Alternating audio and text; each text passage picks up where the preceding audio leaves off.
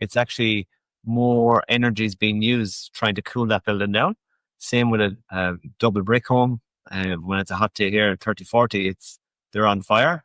And when you have a timber frame construction, it's not like what you again says, the thermal bridging. It's more cooler. The insulation in there is cooling down the building. The difference too with the steel is, again, for timber frame construction, it's much more energy efficient for us. We can get a higher energy rating. You can get up to an 8 to a 10-star rating home. With timber frame construction, you can't do that with metal frame. Thinking about building or renovating? Or maybe you are already knee-deep in a project now. Are you feeling unsure of which steps to take and if you are making the right calls? You're not alone. Welcome to Builders Beyond Borders, the podcast where experienced Aussie builders share real stories, insider tips, and practical advice so you can build with confidence, avoid costly mistakes, and actually enjoy the journey. Let's dive in.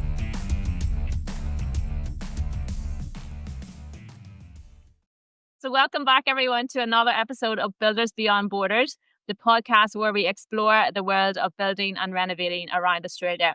I'm Louise from Perth in WA, and I'll be your host for today. And we've also got joining us Hugh from New Rail Homes in Melbourne, Victoria. We've got Paul from Independent Building Solutions in Canberra. We've got Andy from Perth Construction Services here in Perth, WA. We did have Matt Old Builders in Warknabeal in Victoria. He seems to have disappeared, so hopefully he will jump back and join us at some point. But we'll get there. So today we're diving into a topic that's sure to spark some debate, and that is why timber homes are the best. Timber has been used as a building material for centuries, but what makes it so special? Is it just the rustic charm, or is it something more? So from sustainability and flexibility to the natural beauty that only timber can provide, we'll cover some of the reasons why timber homes might be the perfect choice for the next build. I see Matt here. I'm just going to see if I can let him in. Hello, Matt. Welcome back. He's back. I had to download that one. So anyway. Oh, okay. Yeah. I've just done the introduction, Matt. So today we're talking about why timber homes are best. And I'll just start with in WA, especially around Perth. It's been long thought that double brick construction is the main form of construction, and mostly volume project builders in Perth build using this method. But on the contrary, a lot of residential builders around Australia, so in your states, they prefer using timber framed construction or steel framed construction methods. So I think we were just, today would be a good way to talk about the pros and cons of timber frame versus other construction methods. I'll start with you, Hugh. What do you see as some of the pros and cons to timber frame? Because you guys, yeah, I'm right in saying that New Ram homes are predominantly timber framed construction. Yes, that's correct. Yeah. Yep, we definitely are. Well, with the style of home that we build, because it's a very traditional style of home in the California bungalows, which is very, very, very large quantity of those homes in Melbourne. From back in the day when they first started building that particular style of home, it was all OB hardwood.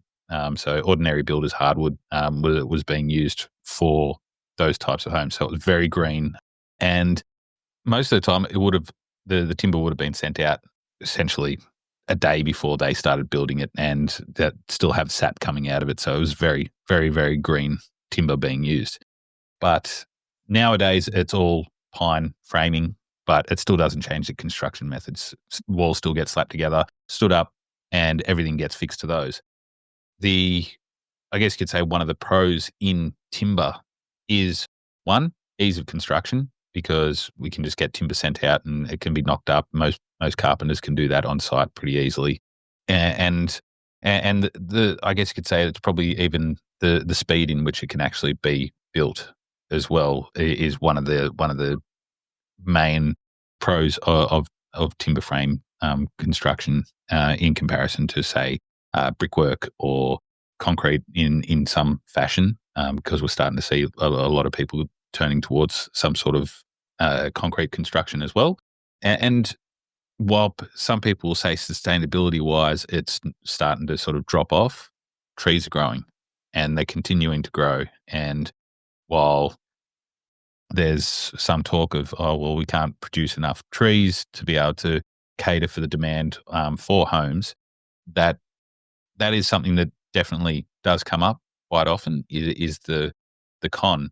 Okay, well, we can't constantly be chopping down trees, and sustainability is coming into it from that aspect. But when you consider that these trees are specifically grown for the purpose of being cut into timber for homes, these forests are large and they're continually renewing. So when a tree comes down, new one's planted, new one starts growing, and it's just turning over. So that's the timber market.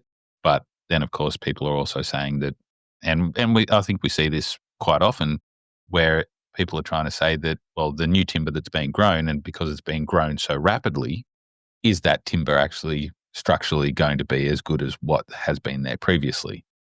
I don't know the full ins and outs and details on that. There might be somebody else that might know it, but when it comes to that, we're still seeing that the timber that's being supplied is graded to be structural, and there's timber out there that isn't graded to be structural, and that doesn't get used for building homes. So for us, we're still seeing the capacity of the timber being able to meet the demands. So yeah, we'll continue building with timber because fixing things to it and the just general look of a timber home, and for not sustainability, but for things like passive homes and things like this, for transmission and thermal bridging and things like that, timber is still one of the best that you can actually get for being able to get your R ratings and that sort of thing within homes, and energy ratings to be as good as they possibly can be. From a sustainability perspective, in terms of timber versus steel,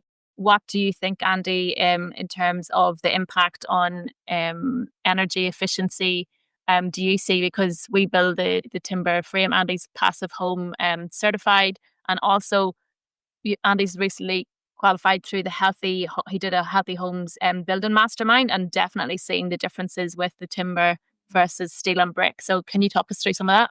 Yeah. So big, like you there, big fan of the timber frame for heat transforming through the whole building. If it's a metal box building, it's going to be the whole house is on fire. People think these metal houses are the best way and the quickest way. But if you got your thermal camera out to this house when it's 30 or 40 degree days, you'll see how hot a house is. And it's actually more energy is being used trying to cool that building down. Same with a double brick home. When it's a hot day here, 30, 40, they're on fire. And when you have a timber frame construction, it's not like what you again says, the thermal bridging, like it's more cooler. The insulation in there is cooling down the building.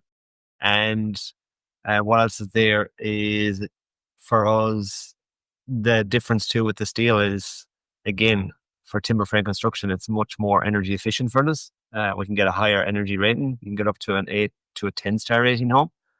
With timber frame construction, you can't do that with metal frame. Metal frame, you might be able to get would it be a 6 to an 8 with metal possible? Generally, we see 6. 6, yeah.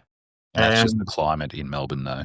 Yeah, I suppose we're 40, 45. Yeah, there's lots of 40-degree days. So when you have a straight run of that, you want some type of way to be able to cool down.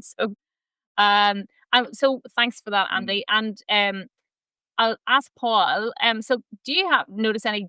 Because Paul, are you guys timber frame, or what's your predominant method of construction? Yes, it's always been predominantly brick veneer here, and still is. Steel frames were pretty much unheard of.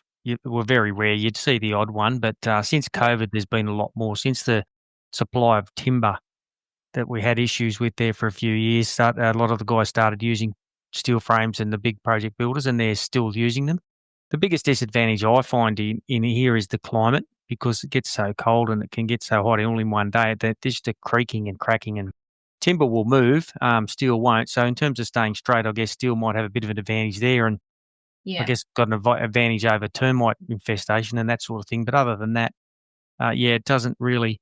They only come in a prefab. You can't really do them yourself. So if something's not right, there's a lot more work to try and modify or change one if it doesn't fit. Whereas timber's a lot easier to work because there are always carpenters on site putting the frames and trusses up, whether they're timber or steel. It's still the carpenter's job. So a lot easier to work with.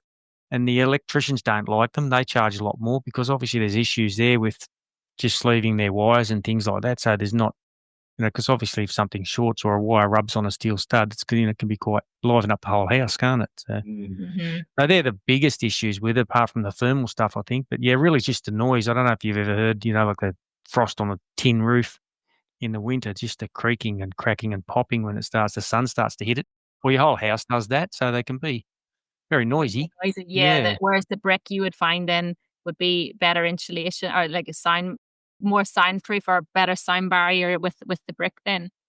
Yeah, and they've got that little bit of flexibility, that little bit of movement. The frame will move. It's not like the old hardwood. I mean, we don't miss the old hardwood that you was talking about. Your hands would be black and full of splinters, and it used to shrink and bend and carry on. It was terrible because it was just green. So we've got kiln dried timbers now. They're seasoned and kiln dried, and the forests are sustainable, and they're grown in sections and they're milled in sections to sustain a supply. And they're using everything. Like they're making laminated beams, as you know. They're making the laminated bracing plies. Some of it, that bracing plies and things are made out of the wood chips, and they're doing the same with finger joining timbers. And so they're really using everything to the maximum now, and we're getting nice straight timber because it's manufactured after it's grown, sort of thing, not just grown and then milled and sent straight out to site. So it's a lot better than it was in the older days in terms of that too. And it's all recyclable as well. Well, I guess steel's all recyclable. It's all recyclable these days as well. So send it back and make more.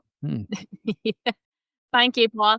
Matt, what about you? The homeowner is on the fence really about choosing a preferred construction method, whether that's timber, brick or steel. What would be your factors or advice of factors that they should consider? I think the lads have covered all bases there, but the ability, I like what Paul said, the ability to shape something, because as you know, we've done a few add-ons to steel constructed buildings, like extensions and that, and I've always found them really hard to marry it in, because you obviously can't shape the steel once it's in there. A home that's built out of pine or hardwood, and then we put an extension on, is quite easy to shape and sort of mold it to what suits new conditions.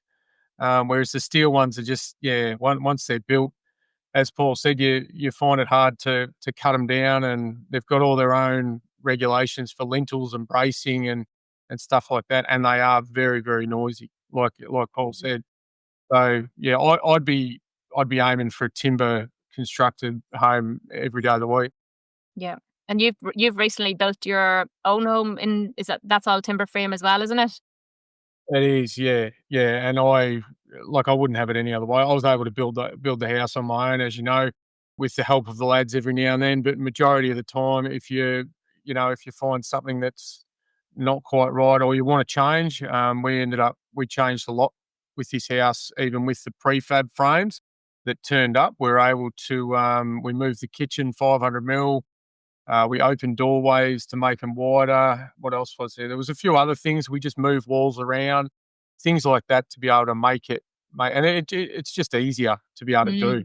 So providing the sustainability's there, in the future, I think they'll keep their finger on the pulse there to be able to make sure that Australia and whoever else they're supplying will survive. No, great points there. So I think there's lots of pros and cons. There's not so many cons in the sense of that we just talked about, like it can increase the chance of termites, but there's ways to help with that. You can use the pest barriers or termite protection, and they're also prone in bushfire areas, but again you can use more fire resistant products with that as well. So lots of benefits to timber frame, and you're also helping save the environment too. But okay, great chat, guys, today. I think that's covered everything. Can I jump in with a quick one? Has anyone used the SIPS panels before? No. So the foam rated paneling with the chipboard on the face of it, and they have timber battens running through the middle of them for their strength and their bracing and stuff like that. And then it all sort of finger joins in together. They're made in, they're manufactured in factories to suit the plans. You can have window sections cut in, all that sort of stuff. I've seen where they'll dynabolt a bottom plate down to either subframe or slab, and then they sit over the top of that, and then it just all gets nailed up. So they're like a tilt panel out of concrete, but they're foam insulated with ply backing and ply frontage, so that then if you want to add, on the inside, they can just plaster straight over the top of it. But then also be able to batten out your walls. You can run wiring through, similar to the tilt panels.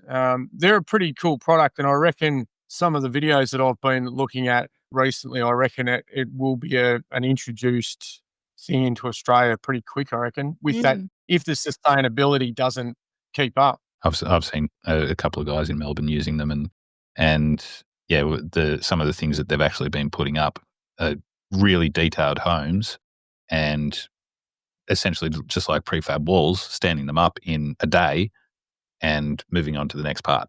And now I don't know the lead time on being able to get them or anything like that, but really quite an interesting sort of practice, even to the point of one of the guys up in Sydney who did the straw bale panels. Very, very similar to that, where get the system worked out, and they can be really, really quite effective. And for insulation value and sustainability within homes and being able to sort of get into passive house space, they are next level sort of stuff to be able to work in that space. Interested to see how they last, say if you were to build a home now out of timber framed construction and then a SIPS panel in 20 years time, to see what the wearability is like.